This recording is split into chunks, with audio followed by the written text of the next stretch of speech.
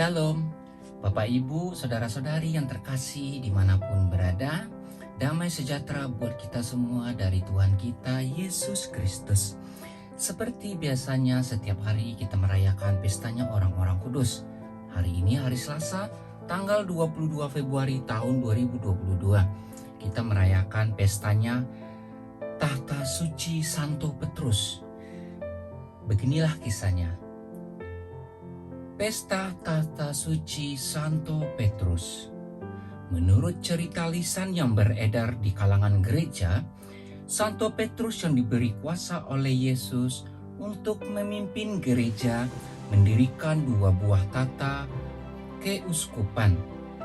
Yang pertama didirikan di Antioquia, di tengah-tengah kaum Yahudi dan orang-orang kafir pada tahun 35. Di sana, Petrus memimpin jemaatnya selama 7 tahun. Setelah 2 kali mengunjungi Roma, maka pada tahun 65 ia menetap di sana sebagai uskup pertama. Maksud pesta Tahta Suci Santo Petrus adalah untuk menghormati Petrus sebagai wakil Kristus dan gembala tertinggi gereja yang mempunyai kuasa rohani atas segenap anggota gereja dan semua gereja setempat.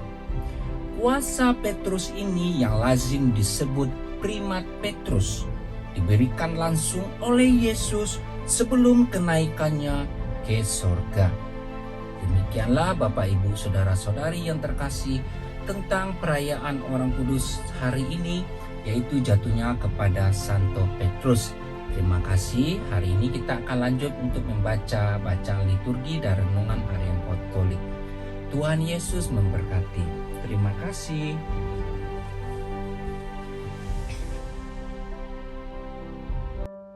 Hari ini hari Selasa, tanggal 22 Februari tahun 2022.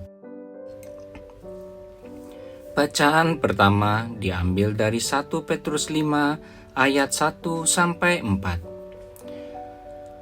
Aku menasihatkan para panatua di antara kamu.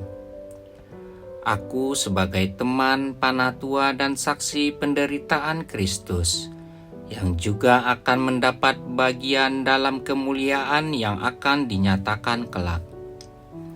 Gembalakanlah kawanan domba Allah yang ada padamu.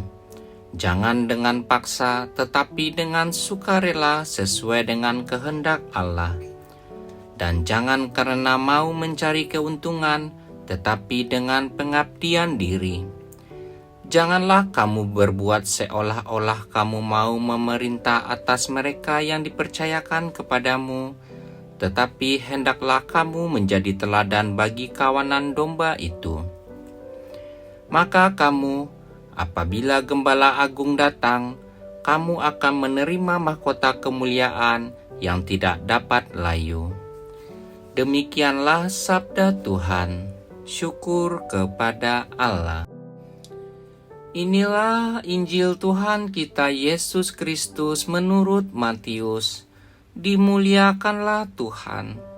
Bacaan Injil diambil dari Matius 16 ayat 13-19.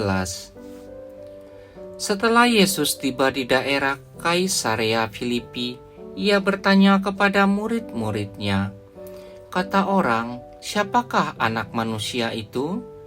Jawab mereka, "Ada yang mengatakan Yohanes Pembaptis, ada juga yang mengatakan Elia, dan ada pula yang mengatakan Yeremia atau salah seorang dari para nabi." Lalu Yesus bertanya kepada mereka, "Tetapi apa katamu, siapakah aku ini?" Maka jawab Simon Petrus, "Engkau adalah Mesias, Anak Allah yang hidup." Kata Yesus kepadanya, "Berbahagialah engkau Simon bin Yunus, sebab bukan manusia yang menyatakan itu kepadamu, melainkan Bapa-Ku yang di sorga. Dan aku pun berkata kepadamu, engkau adalah Petrus, dan di atas batu karang ini aku akan mendirikan jemaatku, dan alam maut tidak akan menguasainya. Kepadamu akan kuberikan kunci kerajaan sorga. Apa yang kau ikat di dunia ini akan terikat di sorga, dan apa yang kau lepas di dunia ini akan terlepas di sorga. Demikianlah sabda Tuhan. Terpujilah Kristus. Hari ini hari Selasa, tanggal 22 Februari tahun 2022. Renungan Harian Katolik mengatakan banyak orang ingin menjadi orang nomor satu. Mereka ingin menjadi pemimpin dan menduduki tahta kekuasaan tertinggi. Mereka ingin menjadi tuan, bukan menjadi hamba. Mereka ingin dilayani, bukan melayani.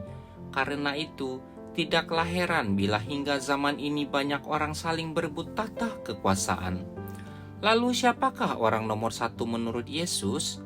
Mereka adalah orang yang menjadi besar dengan cara menjadi kecil. Orang yang mau menjadi terkemuka dengan cara mau melayani sesamanya.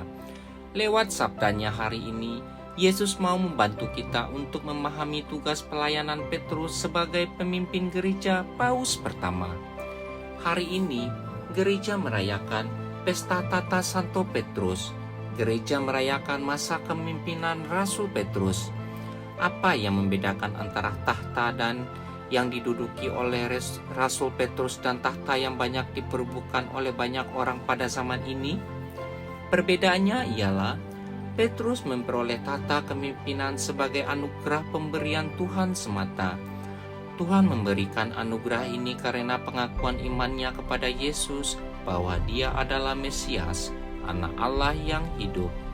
Itulah sebabnya kepadanya dinyatakan secara resmi dan agung oleh Yesus bahwa namanya adalah Petrus atau batu karang. Dan di atas batu karang inilah Yesus mau mendirikan gerejanya dan mempercayakan kunci kerajaan surga kepadanya. Sebagai pemimpin gereja, Rasul Petrus telah memberikan keteladanan bagaimana menjadi seorang pemimpin.